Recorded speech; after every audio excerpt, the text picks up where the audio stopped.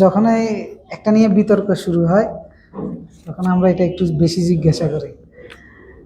দেখেন, জানাজার সালাতে সূরা ফাতিহা পড়া আর সানা পড়া দুইটা মত আছে। হানাফি এবং মালিকিদের মতে হচ্ছে সানা পড়লে যথেষ্ট, সূরা ফাতিহা লাগবে না। আর শাফিঈ এবং হাম্বলীদের মতে সূরা ফাতিহা লাগবে, সূরা ফাতিহা ছাড়া জানাজার সালাত হবে না। তো হানাফিরা যে কারণে বলে সূরা ফাতিহা লাগবে না, মালিকিরাও যে কারণে বলে সূরা ফাতিহা লাগবে না, এটা হচ্ছে মুয়াত্তা ইমাম মালিক এর একটা হাদিস গ্রন্থ আছে, মুয়াত্তা। তো হাদিস গ্রন্থের মধ্যে আব্দুল্লাহ ইবনে ওমর থেকে এবং আবু হুরায়রা থেকে বর্ণিত বর্ণনা পাওয়া যায় যে আব্দুল্লাহ ইবনে ওমর এবং আবু হুরায়রা জানাজার সালাতে সূরা ফাতিহা পড়তেন না। এবং এই হাদিস সনদ যে সূত্রে বর্ণিত হয়েছে, এই সনদকে বলা হয় তাকে সিলসিলা যাহাবিয়া, মানে স্বর্ণ খচিত সনদ, মানে এটা বিশুদ্ধতার দিক থেকে সর্বোচ্চ ক্যাটাগরিতে। আব্দুল্লাহ ইবনে ওমর এবং আবু হুরায়রার সূরা ফাতিহা না পড়ার কারণে হানাফিরা জানাজার সালাতে সূরা ফাতিহা পড়ে না। আর মালিকিরা, শাফি এবং হাম্বলীর মতে সূরা ফাতিহা লাগবে জানাজার সালাতে। ওনাদের বর্ণনা হচ্ছে ইবনে আব্বাস রাদিয়াল্লাহু তাআলা আনহু, তিনি জানাজার সালাতে সূরা ফাতিহা পড়েছেন উচ্চ সুরে।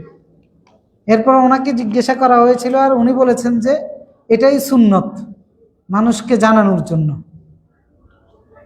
তো এখন বিতর্কটা কার মধ্যে,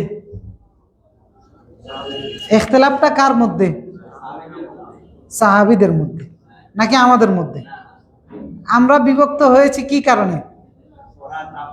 সাহাবীরা বিভক্ত হওয়ার কারণে।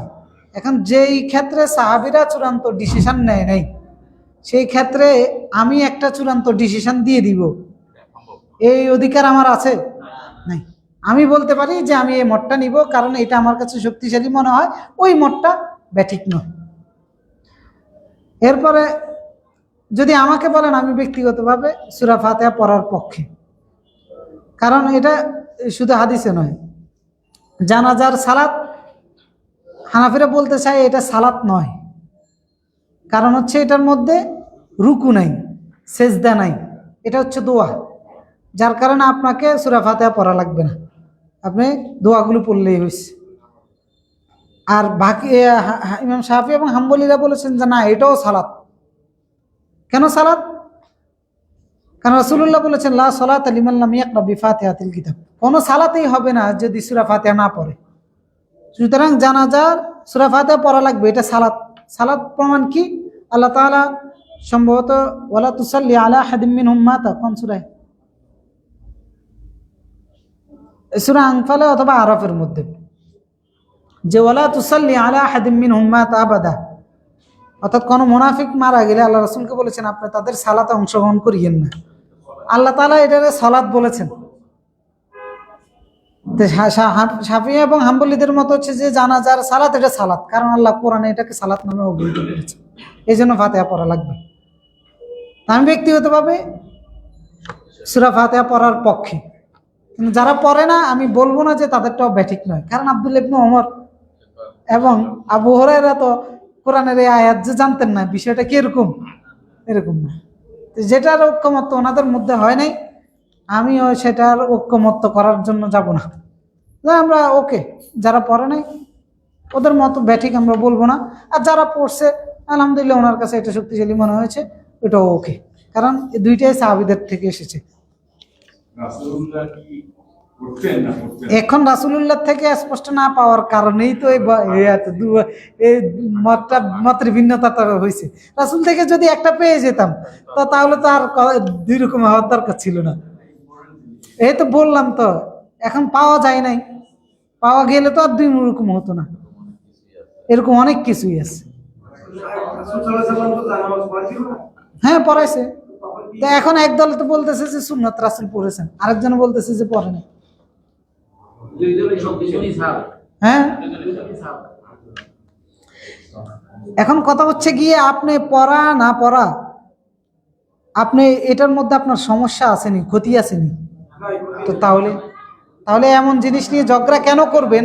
এমন জিনিস চূড়ান্ত ডিসিশন নেওয়ার কি প্রয়োজন আপনার? চূড়ান্ত ডিসিশন একটা পক্ষের প্রতি দেওয়ার কি প্রয়োজন আপনার? আপনি দিয়ে কি করতে চান, কি বুঝাইতে চান? হ্যাঁ, বাস ওইটাই।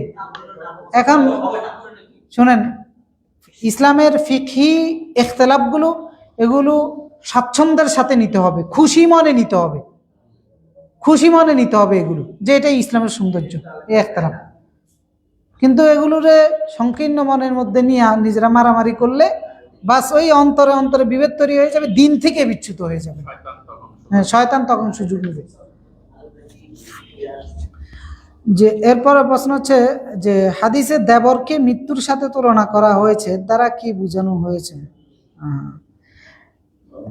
সহিহ বুখারীর মধ্যে এসেছে যে রাসূলুল্লাহ বলেছেন, ইয়াকুম ওয়াদ-দুখুল আলান নিসা, সাবধান মহিলাদের মধ্যে প্রবেশ করার ক্ষেত্রে, অর্থাৎ মহিলাদের কাছে যাওয়া আসার ক্ষেত্রে সাবধান থাকবা।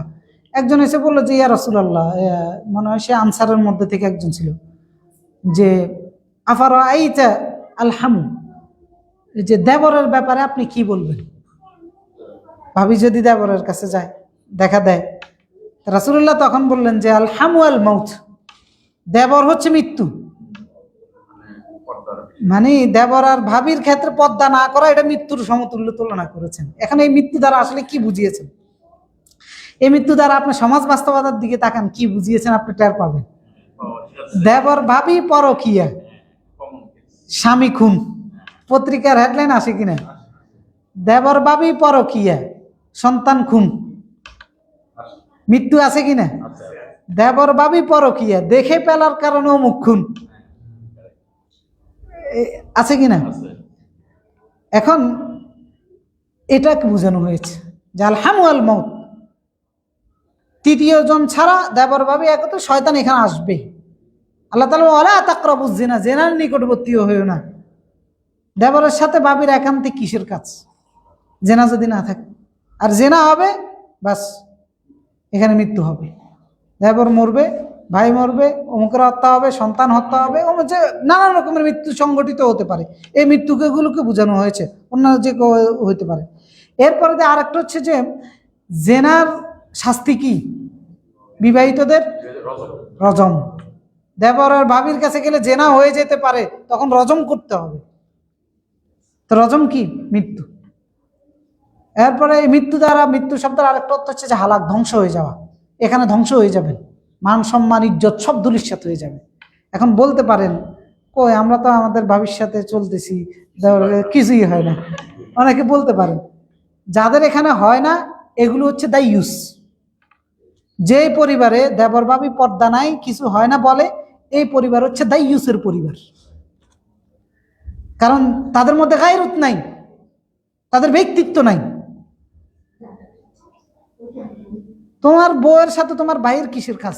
তার মানে এই পুরুষ দাইয়ুস। যে পরিবার এটা মেনে নেয় ওই পরিবার, কারণ আমি বলছি, রাসূলুল্লাহ বলেছেন লা ইয়াদখুলুল জান্নাতা দাইয়ুসুন, দাইয়ুস জান্নাতে প্রবেশ করবে না। বলছে কে দাইয়ুস? যে তার অধীনস্থ নারীদের বেপরদাহীন চলাফেরা মেনে নেয়। তো যারা বলে যে আমাদের পরিবারের সমস্যা নেই, দাইয়ুসের পরিবার, এই কারণে সমস্যা নেই। একটা মানুষের ইজ্জত যায় তার ইজ্জত থাকলে, এখন যার ইজ্জত নাই তার ইজ্জত যাবে কোত্থেকে? এই মুসলিমগুলো তো ইজ্জতেই নাই, ইজ্জত বলতে তো কিছু বুঝেই না, ব্যক্তিত্ব বলতে তো কিছু বুঝেই না। দেবর ভাবি গড়াগড়ি করবে, ডালাডলি করবে, এদের কাছে এগুলো ইজ্জতের বিষয় না। তো এগুলো হচ্ছে দাইয়ুসের পরিবার, এই জন্য এগুলোর মধ্যে নাই। সুতরাং এগুলো দৃষ্টান্ত নয় যে রাসূলুল্লাহর হাদিস। রাসূলুল্লাহ যেটা বলেছেন সেটাই হচ্ছে। পত্রিকার পাতা ঘুরে দেখেন, আল হামু আল মাউত, মৃত্যুই হচ্ছে। ও এখানে আরেকটা আছে, দাড়ি ছাটানো বা ছোট করে রাখা কি গুনাহ হবে কবিরা? দাড়ি ছোট করে রাখেন, কামিয়ে ফেলেন, কবিরা গুনাহ হবে। দাড়ি এক মুষ্টির বাইরে কামাইলে, এক মুষ্টির কম ছাটাইলে কবিরা গুনাহ হবে। ইখতিলাফটা হয়েছে ইমামদের মধ্যে, এক মুষ্টির বাহিরে কাটা যাবে নাকি যাবে না, কিন্তু এক মুষ্টি পর্যন্ত হাত লাগানো যাবে না, এটা নিয়ে কোনো দ্বিমত নাই। সুতরাং এখন কথা হচ্ছে যে যার মুখে দাড়ি নেই আর যার মুখে আছে, যার মুখে আছে, যার মুখে নাই তার থেকে সে উত্তম, কিন্তু এর দ্বারা গুনাহ থেকে বাঁচার কোনো সুযোগ নাই, কারণ দাড়ি রাখা ওয়াজিব, দাড়ি রাখা সুন্নাহ না, ওয়াজিব তরক করার কারণে। না এখন আসেন, দাড়ির জায়গা কোনটা? দাড়িকে আরবিতে লেহিয়া বলা হয় থাকে। এই লেহিয়া হচ্ছে চোয়াল, এই চোয়ালকে লেহিয়া বলে। নারীর নিচের যে চোয়ালটা আছে এটাকে লেহিয়া বলে। মা ইয়ামবুতু আশ-শা'r মিনাল লেহিয়া, অর্থাৎ যে চুল লেহিয়ার উপরে গজাইছে এটাকে দাড়ি বলে।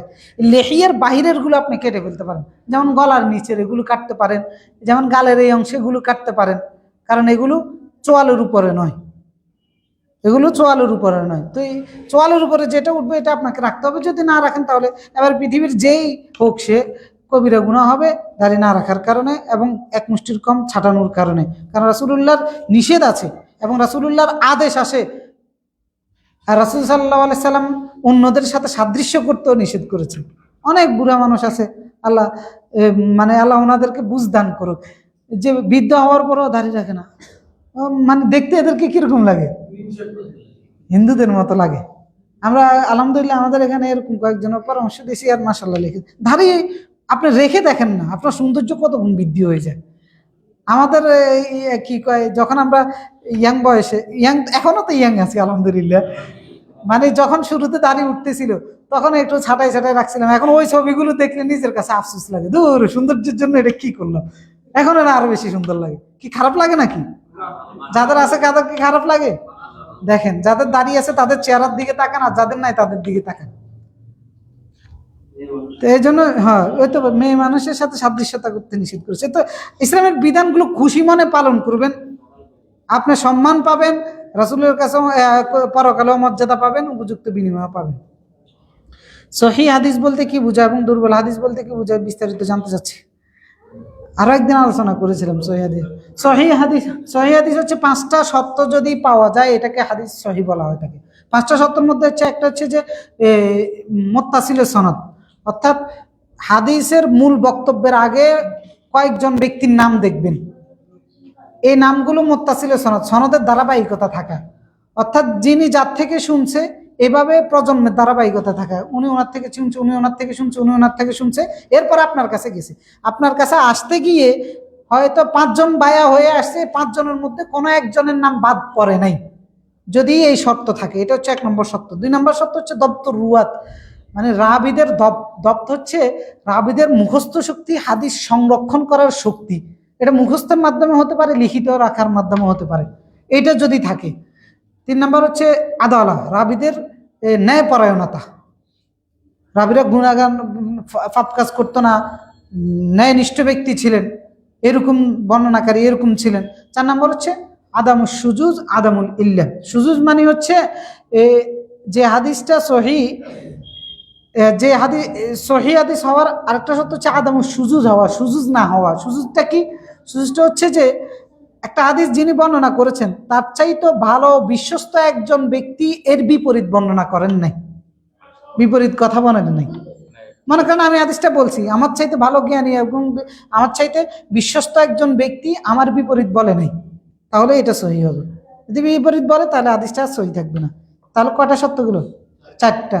আর একটা হচ্ছে আদামুল ইল্লাহ, মানে গোপন কোনো ত্রুটি না থাকা।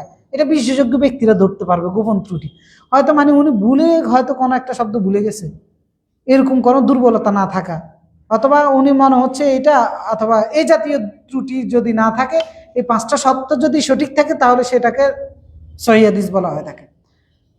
সহিহ হাদিসের পরের স্তর হচ্ছে হাসান। হাসান হচ্ছে দপ্তের মধ্যে একটু ত্রুটি, দপ্ত মানে হচ্ছে মুখস্থের মধ্যে একটু ত্রুটি, অথবা লিখে রাখছে সেটার মধ্যে একটা ত্রুটি যদি থাকে, তাহলে আর বাকি 4টা সত্য ঠিক আছে, এটা হচ্ছে হাসান।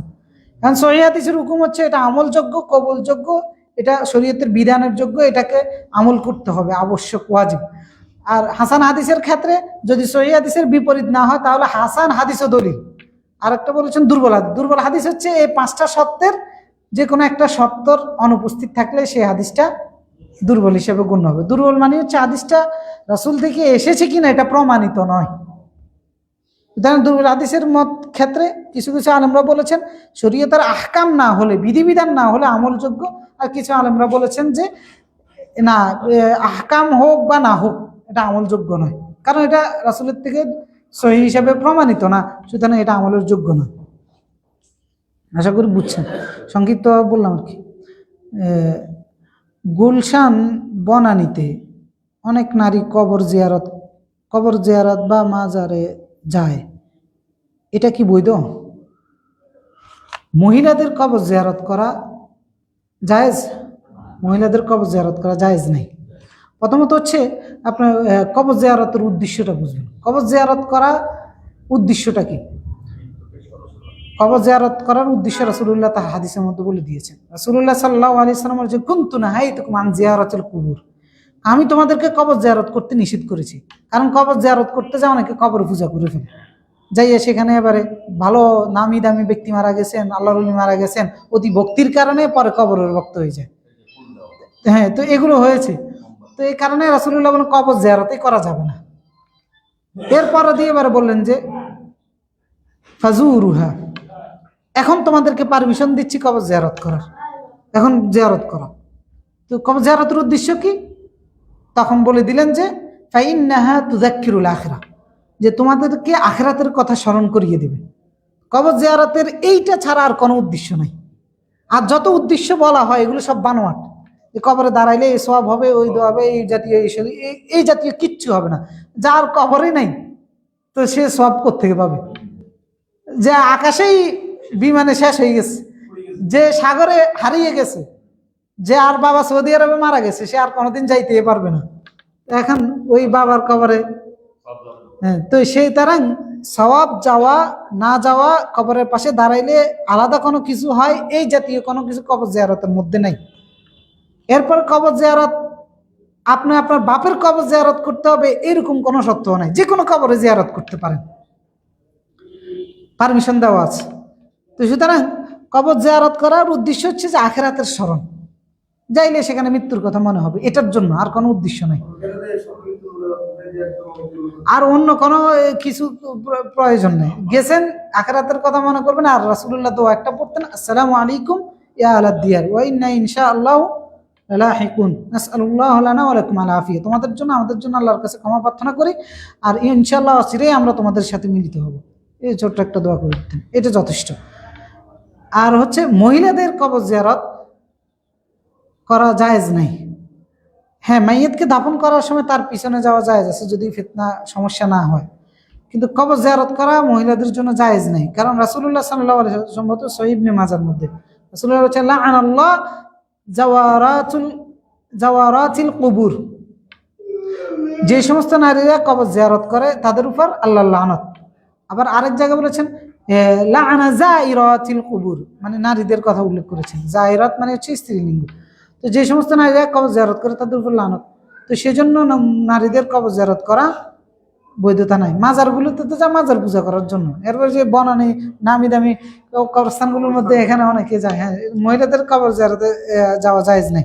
কারণ কি মহিলাদেরটা নিষেধ করার? কারণ হচ্ছে মহিলারা নরম মনের হয়ে থাকে, আবেগী হয়ে থাকে, আবেগকে কন্ট্রোল করতে পারবে না। সেখানে বৈধ কাজ করতে যায় অনেকগুলো অবৈধ কাজ করে ফেলতে পারে। অবৈধ কাজটা কি? সেখানে গিয়ে হাও মাও করে কাটতে পারে, বুক থাপড়াইতে পারে, আবেগে অনেক হারাম কাজ করে ফেলতে পারে, যার কারণে মহিলাদেরকে নিষেধ করা হয়েছে। পর্দার বিষয় আছে, নিরাপত্তার বিষয় আছে। বুক থাপড়ে কাঁদলে কবিরা গুনাহ হবে, সেখানে বৈশা চিৎকার করে কাটতে পারে, এই জাতীয় বিষয়গুলো হবে। এরপর অতি ভক্তির কারণে তো হবে। মাজার গেলে তো দেখবেন যে মহিলারা কিভাবে মাজার পূজা করতেছে। তো এই সমস্ত কারণে কবর জিয়ারত করতে মহিলাদেরকে নিষেধ করা হয়েছে। আসসালামু আলাইকুম। ওয়ালাইকুম আসসালাম রহমতুল্লাহ। আমাদের দেশে সাধারণত 20 থেকে 30% ভোটার ভোট দিতে যায় না। এই ভোটাররা ভোট না দেওয়ার কারণে যদি কোনো জালেম ক্ষমতায় যায়, এক্ষেত্রে কি ওই ভোটারগণ পাপের ভাগীদার হবেন? এটা তো আমরা গত কয়েক সপ্তাহ আগে আমরা আলোচনা করেছিলাম। হ্যাঁ, যে আপনি নিশ্চিতভাবে জানেন এখানে 2 জন প্রার্থী, এই প্রার্থীটাই প্রার্থীর চাইতে ভালো। এখন আপনাকে বলছে আপনি বাছাই করেন কে ভালো। এখন আপনি বাছাই করলেন না, মতামত দিলেন না, কারণ আপনার মনে হচ্ছে যে কোনোটাই ভালো না, কিন্তু আপনি এটা জানেন তুলনামূলকভাবে ভালো। খারাপ ঠিক আছে, হতেই পারে, কিন্তু তুলনামূলকভাবে যে ভালো আপনি দিলেও, আপনি জানেন আপনি দিলেও একজন এখানে নির্বাচিত হবে, না দিলেও একজন নির্বাচিত হবে। তো সুতরাং তুলনামূলকভাবে ভালো যে তার পক্ষে আপনাকে সাক্ষীটা দিতে হবে। না দেওয়ার দিলে আপনি একভাবে গুনাহগার হবেন, কারণ হচ্ছে আপনি সাক্ষীটা গোপন রেখেছেন। আপনি সাক্ষীটা গোপন রেখেছেন, কারণ আল্লাহ তাআলা বলেছেন মান আযলামু মিম্মান কাতামা শাহাদাতান ইনদা মিনাল্লাহ। এটা জুলুম, সাক্ষী গোপন করে রাখা। আরেক জায়গায় বলেছেন ওয়ালা তাকতুমু শাহাদা, সাক্ষ্য গোপন করে রেখো না। বোট, এটা নাম হয়তো এখন বোট হয়েছে আর কি, এটা স্বাভাবিক আরবি অর্থ হচ্ছে সাক্ষী দাও। আল্লাহ বলছেন যে সাক্ষ্য গোপন করিও না। আপনি জানেন অমুকের চাইতে অমুক ভালো, তো দেন নাই, এখন যার কারণে খারাপটা নির্বাচিত হয়েছে কিছুটা, সেই হিসেবে আপনি কিছুটা ওর ভালোটা আপনার কারণ না হওয়ার কারণে আপনি কারণগতভাবে গুনাহগার হবেন। এখন আপনি যদি জানেন, আমি তো বললাম যদি জানেন, যদি না জানেন তাহলে আপনি গুনাহগার হবেন না। আর যদি আপনার ইজতিহাদে বলে যে না কাউকে দেওয়া ঠিক হবে না, উভয়টাই একই রকম, সেই হিসেবে আপনি যদি না দেন তাহলে আপনি গুনাহগার হবেন না। আমি জামাতে দাঁড়ানোর সময় যদি ইমাম ফাতিহা পড়া শেষ করে ফেলেন, তবে কি আমার পড়তে হবে, যেহেতু আমি ফাতিহা পাইনি? এটা হচ্ছে যে আপনি আমরা অনেকবার বলেছি সূরা ফাতিহা সালাত হবেই না, রাসূলুল্লাহ বলেছেন সূরা ফাতিহা ছাড়া। তো সুতরাং এখন আমি ইমামের সাথে আছি, সূরা ফাতিহা পড়া লাগবে? পড়া লাগবে ইমামের সাথে থাকলে। এখন আমি ইমামের সাথে আছি কিন্তু ইমামের কেরাত শুনতেছি না, তাহলে আমি পড়ব। ইমামের কেরাত শুনতেছি, তাহলে আমি চুপ করে থাকবো, কারণ কোরআন আল্লাহ বলেছেন কোরআন শুনলে তোমরা চুপ করে থাকো, রহমপ্রাপ্ত হবা। তো সুতরাং আপনি যখন জামাতে শরীক হবেন তখন ইমামেরটা শোনা না শোনার উপর ভিত্তি করে আপনি সিদ্ধান্ত নেবেন পড়বেন নাকি পড়বেন না। তো ইমামেরটা যদি শুনেন তাহলে পড়বো, এটা তৃতীয় মত। আর যদি ইমামেরটা না শুনেন তাহলে আপনি পড়বেন না। যেমন জোহরের নামাজের দ্বিতীয় শেষের 2 রাকাতে কোনো রাকাতেই শুনেন না, তাহলে আপনি কি করবেন? সূরা ফাতিহা পড়বেন। মাগরিবের নামাজে আপনি ইমামেরটা শুনতে পাচ্ছেন, তাহলে পড়ার প্রয়োজন নাই। মাগরিবের নামাজে আপনি ইমামের এমন পিছনে দাঁড়িয়েছেন, আওয়াজ আপনার কাছে আসতেছে না, কিন্তু ইমাম জোরে পড়তেছে, তাহলে আপনি সূরা ফাতিহা পড়বেন। 3টা মত আছে। একটা মত হচ্ছে যে সূরা ফাতিহা ছাড়া নামাজ হয়ে যাবে যদি ইমামের সাথে পড়েন।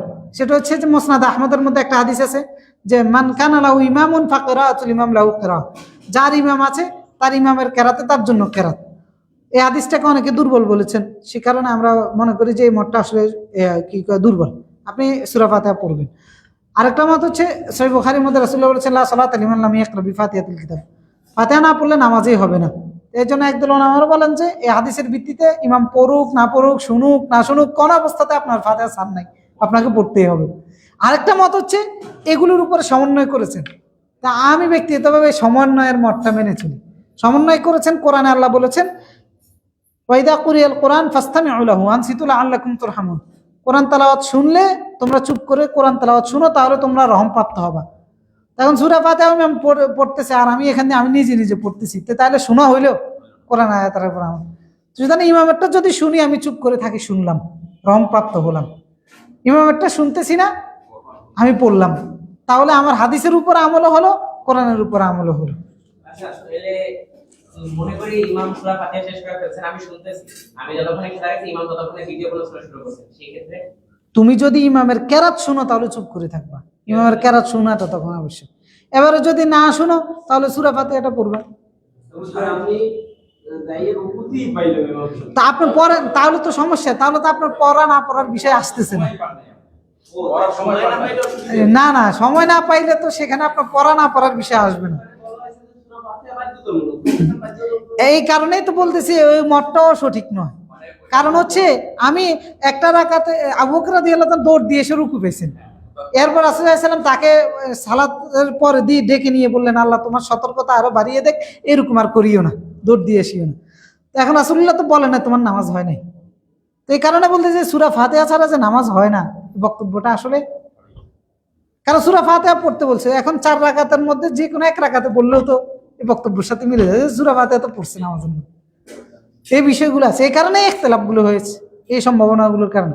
এই জন্য আমরা আপনাকে আমি সবগুলো মতামত আমি এখানে 2-1 ঘন্টা বসে বলতে পারবো, আরো দলিল আছে, কিন্তু সময়ের কারণে সবগুলো বলতে পারেন, তারপরেও টুকটাক বলি। সবগুলোর ক্ষেত্রে আরো অনেক দলিল থাকে, আমরা বলতে পারি না সময়ের কারণে। এই জন্য সমাধানটা বলে দিলাম তৃতীয় মত, শুনলে পড়বেন না শুনলে পড়বেন না।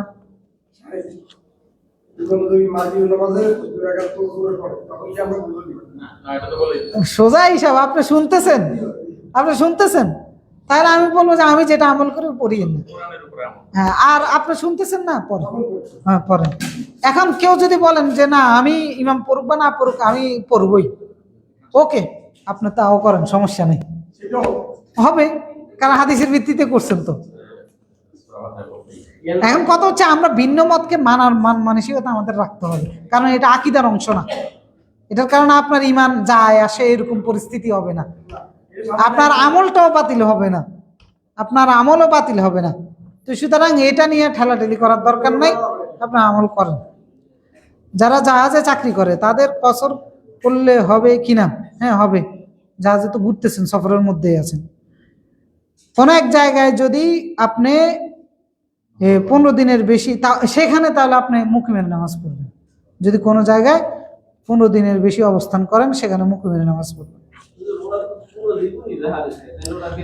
এখন পুরা জীবনে যেখানে জাহাজ তো চলমান, সফরের মধ্যে আছে, তো সফরটা কি চলমানের অবস্থায় থাকে, 3 মাস থাকুক 6 মাস থাকুক, তাহলে যদি 6 মাস থাকে 6 মাসে সফরের নামাজ পড়বে, সমস্যা কি? তখন যদি কোথাও 15 দিনের বেশি থাকেন তাহলে আমরা বলবো যে আপনি তখন মুকিমের নামাজটা পড়বেন। সমাধান দিয়ে দিয়েছি, এখন ইখতিলাফের মধ্যে ঢুকি নাই, ঢুকলে মানে আসর পর্যন্ত বসে থাকতে হবে আপনাদেরকে। সালাতুত তাসবিহ এর যথার্থতা জানতে চাই। সালাতুত তাসবিহ আসলে এই সালাতের কোনো ভিত্তি নেই, এই সালাতের কোনো বিশুদ্ধতা নাই। যে হাদিসগুলো আসে, যেগুলো আসে এগুলো বানোয়াট মাউদু হইতে পারে। 1-2 নম্বর হচ্ছে যুক্তিগতও নাই এই সালাতের, কারণ সালাতের মধ্যে খুশু থাকাটা জরুরি, মনোযোগ থাকাটা জরুরি। আপনি রুকুতে যাইয়া 75 বার পড়ছেন, বসে বসে কি গুনবেন নাকি রুকু করবেন? সেজদাতে যাইয়া আপনি 75 বার হয়েছে নাকি হয় না এটা গুনবেন। এই জন্য অযৌক্তিক কোনো ইবাদত ইসলামের মধ্যে নাই। এই জন্য এইটা পড়ার জন্য কোনো উঠে পড়া লাগার কোনো দরকার নেই। সালাতুল হাজত মানে হচ্ছে আপনার কোনো প্রয়োজন, এই কারণে আপনি 2 রাকাত নামাজ পড়লেন, এটা এমনি নর্মাল সালাতের মতো। হ্যাঁ নফল নামাজ, আপনি নর্মাল যে সালাত এই নামাজ। আপনি এখন একটা কাজ করতে যাবেন, আল্লাহর কাছে সাহায্য চাওয়ার জন্য 2 রাকাত সালাত পড়লেন, এটাই সালাতুল হাজত। না না, এই জাতীয় কোনো বাধ্যবাধকতা নাই। কোরআনের সরাসরি মদ হারাম করার কথা বলে, এর ক্ষতির কথা বলা হয়েছে, তাহলে হারামের প্রেক্ষাপট সহ সঠিক রেফারেন্স জানালে ভালো হয়। প্রথমে তো হারাম করা হয় না, প্রথমে বলা হয়েছে ইয়াসআলুনাকা আনিল খামর কুল ফীহিমা ইসমুন কাবীরুন ওয়া মানাফিউ লিন-নাস। মদের ব্যাপারে জিজ্ঞাসাবাদ করছে, মানে এটা খাবে নাকি খাবে না। তার মানে কেউ না খাইতে যে আমি খাবো না এই উদ্দেশ্য থেকেও জিজ্ঞাসা করতে পারে, আবার কেউ খাওয়ার জন্য জিজ্ঞাসাবাদ করতে পারে। আল্লাহ তাআলা বললেন যে এটার মধ্যে অল্প উপকারিতা আছে, তবে ক্ষতির দিকটাই বেশি। এরপরে বললেন, দ্বিতীয় ধাপে এসে বললেন যে ওয়ালা তাকরাবুস সালাতা ওয়া আনতুম সুকারা, মদ পান করা অবস্থায় তোমরা সালাতের নিকটবর্তী হই না। ওই সময় হারাম করা হয় না। মদ পান করার কারণে কিছু মাতলামি হয়, কিছু সমস্যা তৈরি হচ্ছে। ওমর রাদিয়াল্লাহু তাআলা সহ আরো অনেক সাহাবী ফিল করতেছেন যে এটা হারামই করে দেওয়া হোক। এরপরে আল্লাহ তাআলা নাজিল করেন ইন্নামাল খামরু ওয়াল মাইসিরু ওয়াল আনসাবু ওয়াল আজলাম রিজসুম মিন আমালিশ শাইতান। মদ পান করা, জুয়া, এরপর ভাগ্য নির্ধারক শর্ত দিয়ে করা, লটারি করা, এগুলো সব শয়তানের কাজ। ফাজতানিবু, তোমরা দূরে থাকো। তৃতীয় ধাপে এসে হারাম করে দিয়েছে। তো আল্লাহ হারাম ঘোষণা করার আগেই তো সাহাবেরা ফিল করতেছেন যে আমাদের এটা হারাম করার দরকার। আমরা মানে তারা আল্লাহর আইন মেনে নিবেন এই মন মানসিকতায় সবসময় নিজেকে তৈরি রেখেছেন। যাক, আল্লাহ তখন দিছেন এটা করো ওইটা করো, মানে একদল মানুষ উন্মুখ হয়ে বসে আছে যে আল্লাহ দেন আমরা করবো। আর বনে ইসরাইল আল্লাহ দিত, বলতেছে এই কার মানবো না, এটা মানবো না, পরে আল্লাহ পাহাড় দিয়ে চাপায় ধরছে। তা আমাদের অবস্থা তো হচ্ছে ওইরকম, আমরা তো বললে না এটা করবো না এটা করবো না, মন মতো না হলে করবো না। আর আমাদের ইমান যদি এরকম হইতো যে আল্লাহর পক্ষ থেকে যা আসবে, যখন আসবে, যে মুহূর্তে আসবে সেই মুহূর্তে আমি মেনে নিব, আল্লাহ তখনই আমাদের এখানে কোরআনের শাসন দিয়ে দিত। যে জনপদের মানুষ এভাবে চাইবে কোরআন, আল্লাহ সেখানে দিবে। আর আপনার মধ্যে প্রিপারেশন নাই, কারণ আল্লাহ তো স্বাধীনভাবে আপনাকে পাঠাইছে। আল্লাহ কোনোভাবেই কারো স্বাধীনতায় হস্তক্ষেপ করবে না। আল্লাহ যদি আপনাকে চাপাই দেয় তাহলে এটা তো আপনার স্বাধীনতার উপর হস্তক্ষেপ। এই জন্য আল্লাহ স্বাধীনতার উপর হস্তক্ষেপ করে না, কারণ আপনার বিচার হবে কিয়ামতের ময়দানে, ভালো মন্দ পাবেন স্বাধীনতার স্বাধীন ব্যবহারের জন্য। এখন আমি যদি আপনাকে জিম্মি করে রাখি তাহলে আপনি তো স্বাধীনতার স্বাধীন ব্যবহার করতে পারলেন না। তো কোন দোষে আমি আপনাকে শাস্তি দিব অথবা কোন দোষে আমি আপনাকে পুরস্কার দিব? কারণ আপনি বলবেন যে আমি এই কারণে পারি নাই, ওই কারণে পারি নাই।